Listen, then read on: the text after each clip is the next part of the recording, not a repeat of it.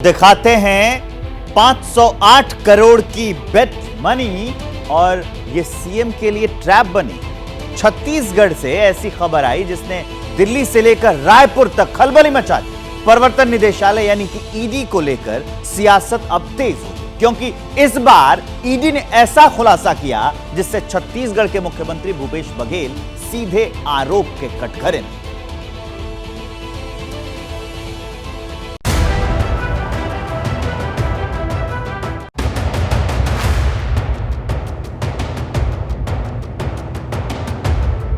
प्रवर्तन निदेशालय की ओर से जारी किया गया ये नोट सिर्फ कागज का फर्रा भर नहीं है। ये छत्तीसगढ़ का चुनाव बदलने वाला वो खुलासा है जिसने रायपुर से लेकर दिल्ली तक खलबली मचा दी है, क्योंकि केंद्रीय जांच एजेंसी के दावों में छत्तीसगढ़ के मुख्यमंत्री की साख दांव पर है।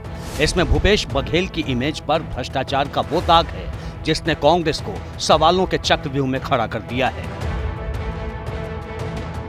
भूपेश बघेल को भ्रष्टाचार के केंद्र में खड़ा करने वाले ईडी के इस दावे के सेंटर में है महादेव सट्टा ऐप, जिसने बॉलीवुड में भूचाल ला दिया था।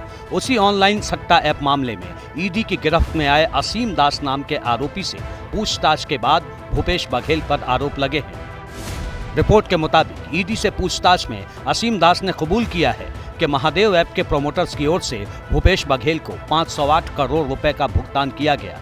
प्रवर्तन निदेशालय ने कहा है कि इस खुलासे की जांच जारी है।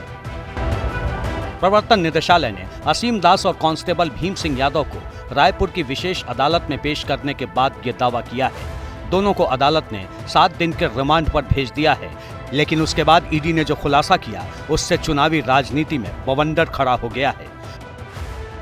508 करोड़ रुपया की लेन देन हुआ है।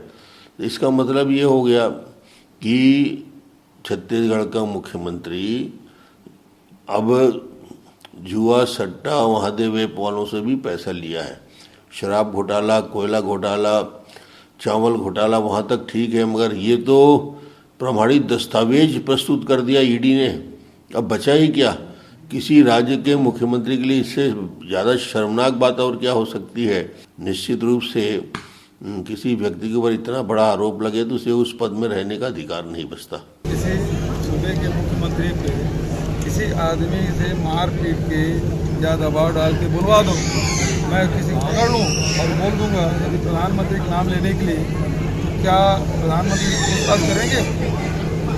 मतलब किसी की इज्जत उछालना बहुत आसान है। अगस्त के आखिरी हफ्ते में ही भूपेश बघेल तक इस जांच की आंच पहुंच चुकी थी। 23 अगस्त 2023 को छत्तीसगढ़ के सीएम भूपेश बघेल के राजनीतिक सलाहकार विनोद वर्मा के यहां प्रवर्तन निदेशालय ने छापेमारी की थी। ईडी ने आरोप लगाया कि विनोद वर्मा अवैध ऑनलाइन सट्टेबाजी मामले में शामिल थे।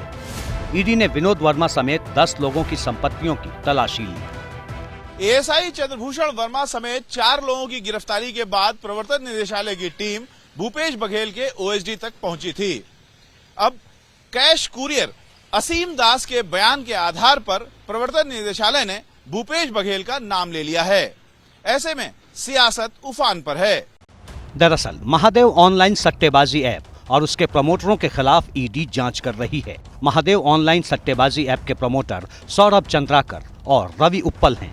इनमें से सौरभ चंद्राकर छत्तीसगढ़ के दुर्ग में जूस की दुकान चलाता था। जूस कॉर्नर चलाते चलाते महादेव गैम्बलिंग ऐप का मालिक बन गया और फिर ऐप चलाते चलाते सौरभ ने अरबों का साम्राज्य खड़ा कर दिया। शादी में बेहिसाब खर्च का पता चलने के बाद प्रवर्तन निदेशालय ने जांच का दायरा बढ़ा दिया। जब प्रवर्तन निदेशालय ने जांच शुरू की तो पता चला कि उसकी company poker, cricket, badminton, tennis, football और कार्ड गेम जैसे गेम्स में सट्टेबाजी करती थी। अवैध रूप से चल रहे इस गेमिंग ऐप का हेडक्वार्टर दुबई में था, जबकि इसका नेटवर्क हिंदुस्तान के सभी राज्यों के साथ साथ श्रीलंका, बांग्लादेश और नेपाल तक पसरा हुआ था।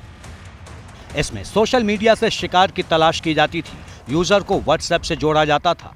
बड़ी रकम जीतने का लालच देकर उन्हें जोड़ते थे। प्रवर्तन निदेशालय की जांच में पता चला कि गेम में सट्टेबाजी प्लेटफॉर्म में 50 लाख से ज्यादा मेंबर हैं। इसके जरिए 5000 करोड़ रुपए का घोटाला हुआ है। इसी घोटाले की तह तक जाने के लिए ईडी ने जब कड़ी दर कड़ी जोड़नी शुरू की तो सबके होश उड़ गए। प्रवर्तन निदेशालय बॉलीवुड के उन 14 कलाकारों को नोटिस भेज चुका है जो इस शादी में शरीक हुए थे। 2 नवंबर को ईडी की टीम ने ऑनलाइन सट्टा ऐप केस में रायपुर और भिलाई में कार्रवाई की, जिसमें करीब 5 करोड़ 39 लाख रुपए जब्त किए गए। साथ ही 15 करोड़ की रकम फ्रीज कर दी गई। भिलाई में यह कार्रवाई असीम दास के ठिकानों पर हुई थी। तभी से बीजेपी ने सवाल उठाने शुरू कर दिए थे। अब ईडी ने खुलासा किया है कि इसी असीम दास ने मुख्यमंत्री भूपेश बघेल का नाम लिया है। प्रवर्तन निदेशालय ने यह दावा ऐसे वक्त में किया है जबकि छत्तीसगढ़ में चुनाव है। मुख्यमंत्री भूपेश बघेल सत्ता में वापसी की कोशिश में जुटे हैं। जैसे ही घड़ी का काटा दोपहर 2:30 पे आए, बबीता जी का दिल सास बहू साजिश के लिए मचल जाए। और ये है इनकी बहू, पूरे दिन ऑफिस की टेंशन हो जाए गॉन जब ये करें अपना फेवरेट शो फ्री टाइम पे ऑन। इनकी तरह आप भी देखिए अपना फेवरेट शो अपने टाइम पर और डाउनलोड कीजिए एबीपी लाइव ऐप अपने स्मार्ट टीवी पर।